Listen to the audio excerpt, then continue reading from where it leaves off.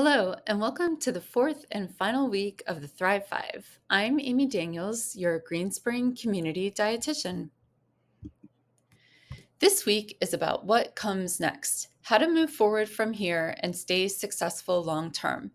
Think of the past 4 weeks as a strong foundation. Now we'll talk about how to build on it for the long term. So, this is the graduation day from the program, but it's also the start of your next chapter. I wanted to start us off on a positive note and highlight some of the great habits that you've been working on since beginning the Thrive Five. So, these are some things that you've shared with me: new routines, healthier choices, and small changes that are already making a difference. Take a look at these bubbles. Do you see any of your habits here? And are there others you'd like to add? Feel free to share.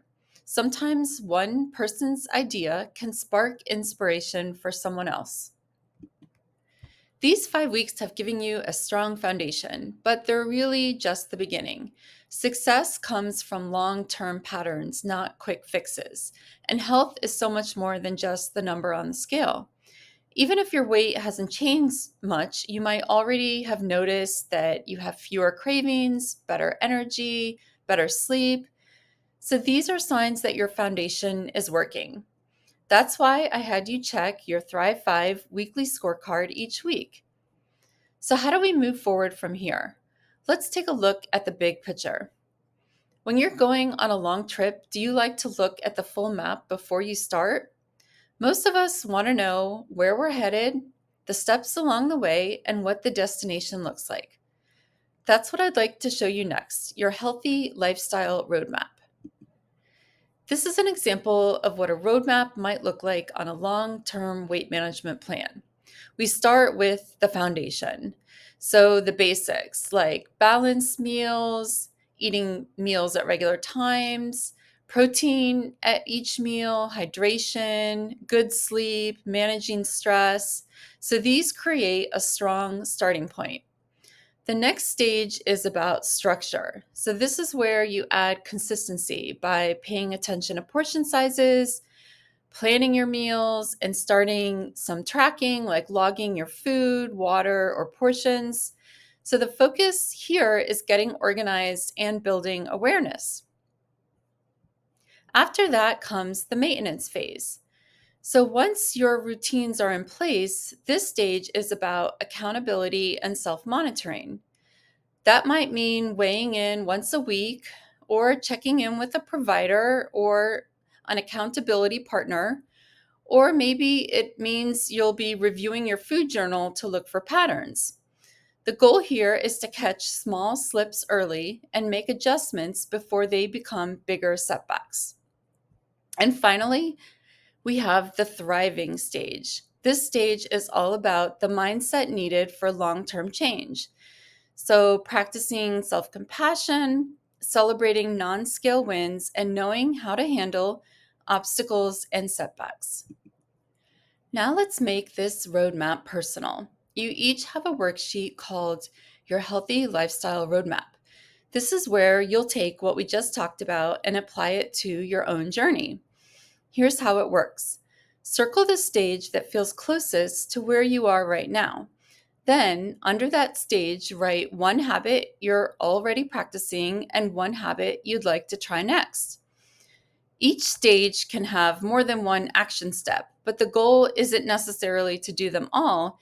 It's to pick one next step that makes sense for you before you move on to the next phase.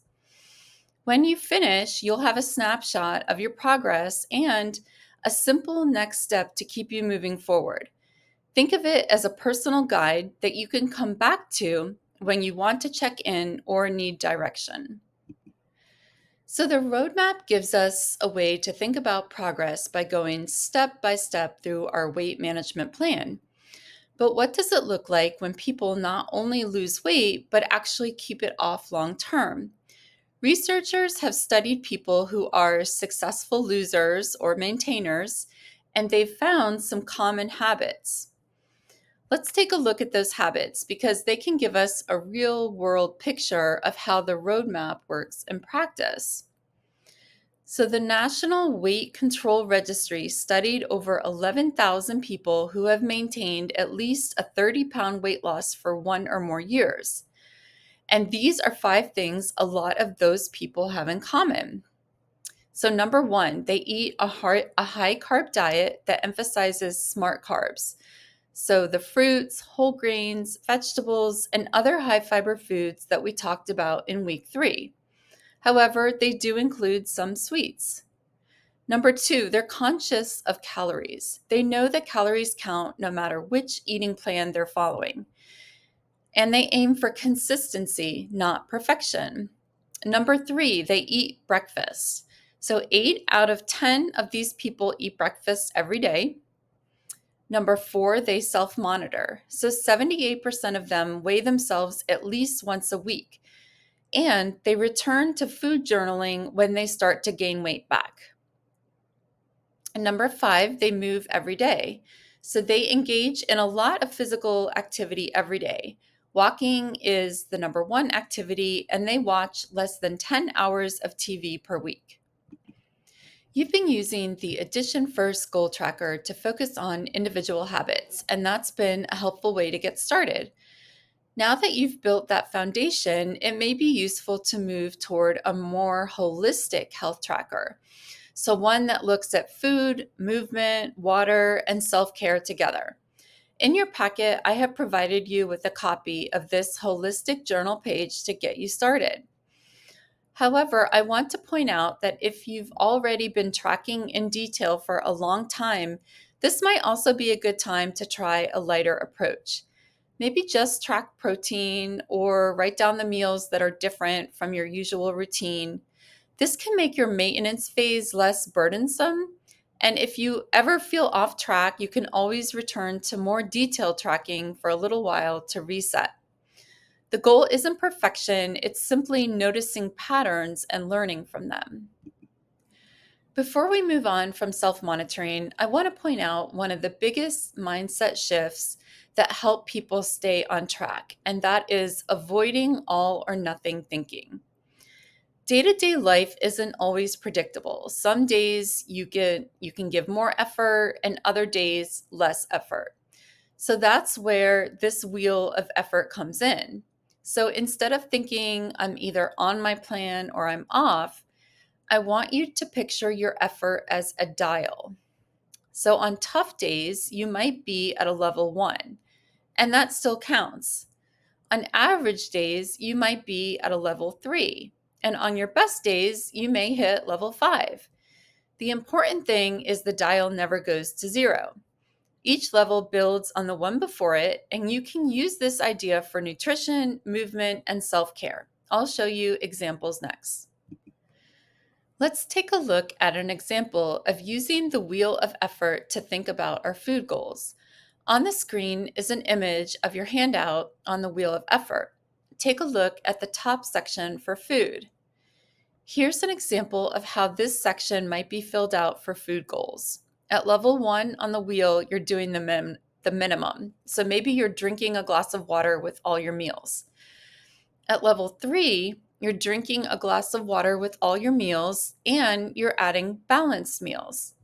And at level 5, you're doing the water at each meal, balanced meals, and logging your foods. So notice how each level builds on the one before it. Now let's look at the movement section of your handout with some examples. So for movement, perhaps at level 1, you're getting in some light stretching for 5 or 10 minutes. At level 3, you're doing that stretching and adding a 20-minute walk to your day. And at level 5, on your best day, or maybe 2 times a week, you're doing the stretching, the walking, and adding a strength or balance training exercise. The last section of the handout is about self-care. Let's look at an example. For self-care at level 1, maybe you're focused on just going to bed early and getting 7 to 8 hours of sleep at night. And at level 3, you go to bed early, but before you go to bed, you also do some journaling for a stress relief activity.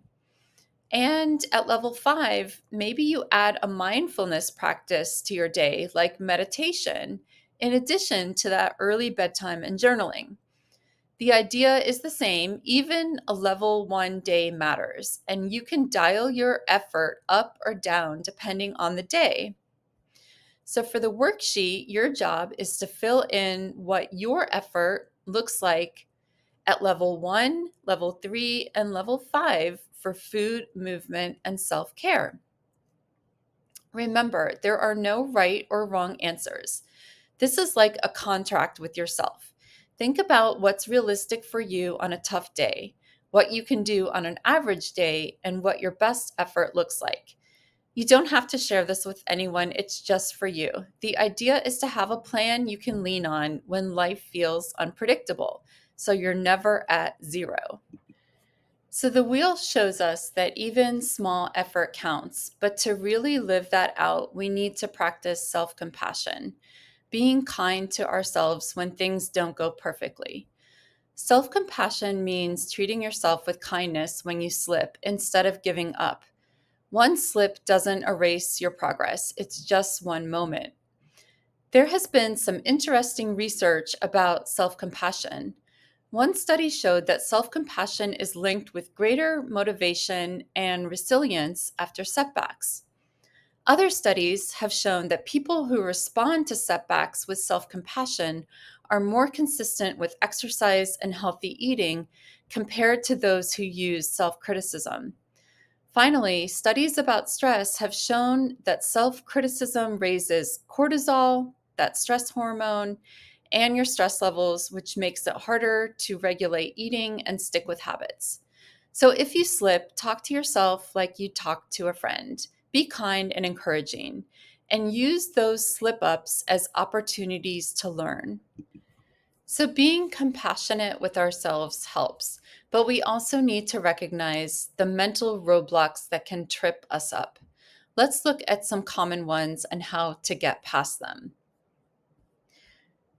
So, these are some common mindset roadblocks that make your progress harder and the positive reframe that can help keep you moving forward. So, for example, number one, perfectionism might sound like if I can't do it perfectly, why bother? The positive reframe would be progress matters more than perfection, small steps add up.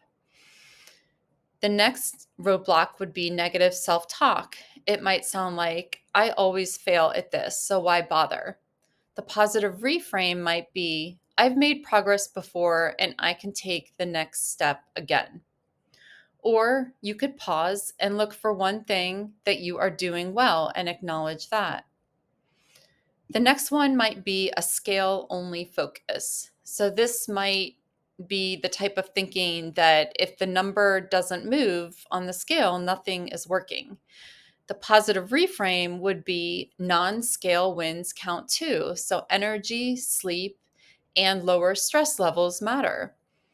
And the last one I have here is a short term mindset. So this would be thinking I should see results right away.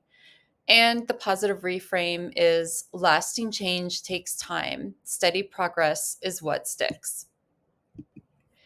So, spotting these thought patterns and flipping them into reframes is one of the most powerful skills you can practice. Research has also shown that one of the best ways to overcome these types of mental roadblocks is to shift your identity. So instead of seeing yourself as someone who's on a diet, see yourself as someone who lives a healthy lifestyle. We know that habits stick better when they connect to your identity.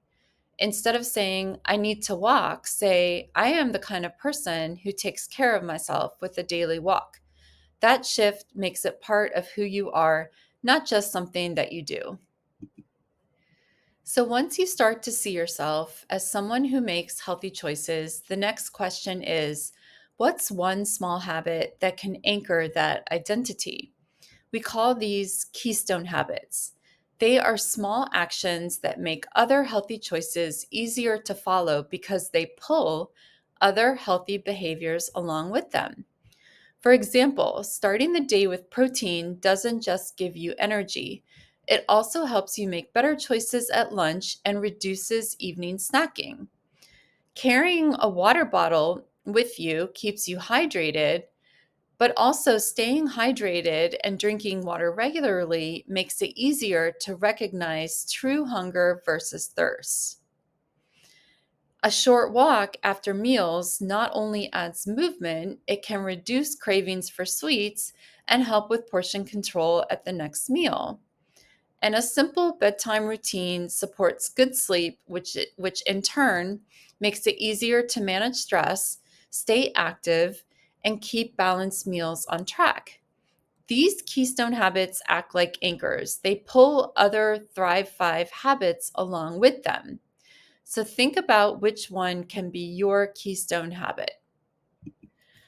Let's talk about how to break through a plateau in weight loss. So, plateaus are a normal part of the journey. They don't mean that you're failing. Often it just means your body has adjusted and it's time to make a small shift. So, one option would be to switch your tracking focus. Instead of just calories, try looking at protein, steps, or sleep. You could also adjust your meal timing, like making sure protein shows up earlier in the day. Changing up your activity can help too. Perhaps swapping walking for strength or balance exercises will make a difference.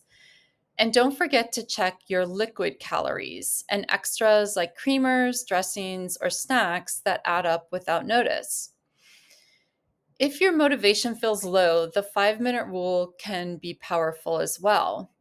So commit to just 5 minutes of an activity, and this can often lead to doing more. For example, if you got off track with going to the gym, make a goal to go for just 5 minutes.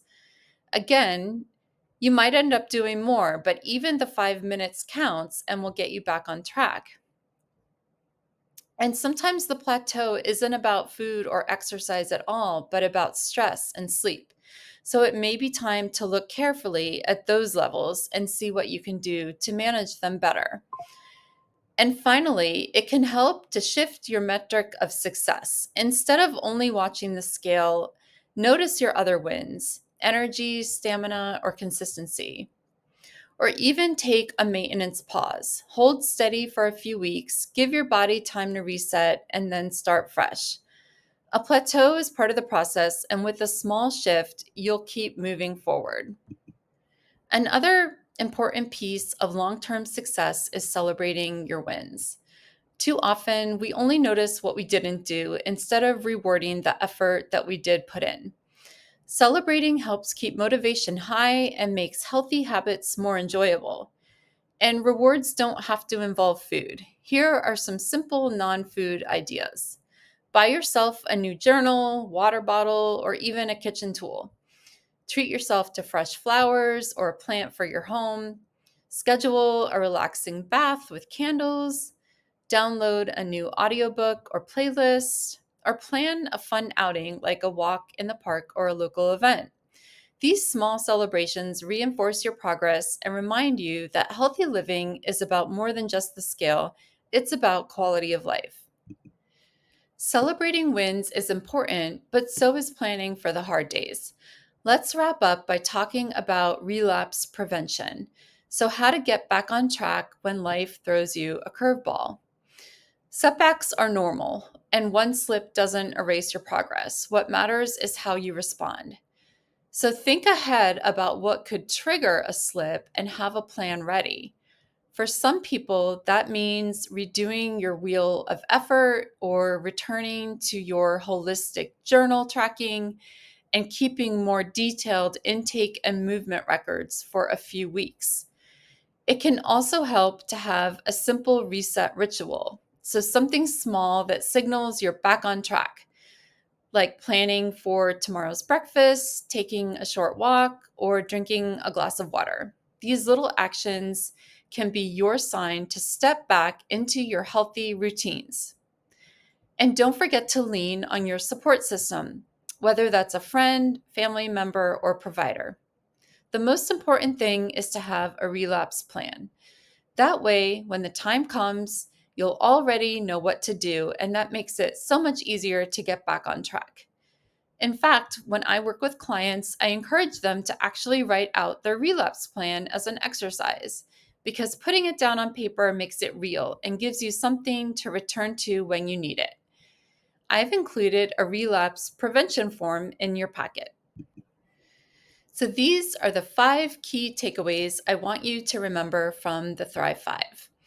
First, keep building on your foundation, the balanced meals, protein, hydration, and attention to stress and sleep. Second, consistency is powerful. Routines and portion awareness go a long way. Third, use self monitoring tools when you need them, whether that's the holistic journal tracking to see patterns or your wheel of effort to remind yourself that even small steps count. Self monitoring tools can really help you stay on track. Fourth, mindset makes the difference. Practicing self compassion and letting go of that all or nothing thinking will help you stay steady. And keep in mind, you don't have to do all of this alone. The other dietitian and I are available for consultations if you get stuck, need new ideas, want accountability, or just some extra support. So contact me for more information. And finally, remember that progress is about patterns, not perfection. You can always adjust, reset, and keep going.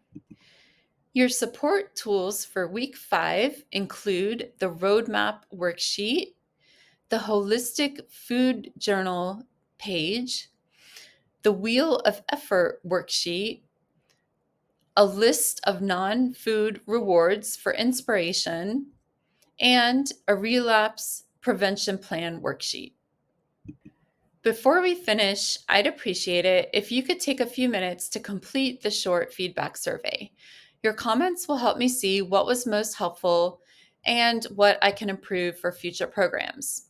Since I work for dining services, you're also welcome to share your feedback with them. It's always helpful for my team and my supervisor to hear which programs you enjoy and would like to see more of in the future.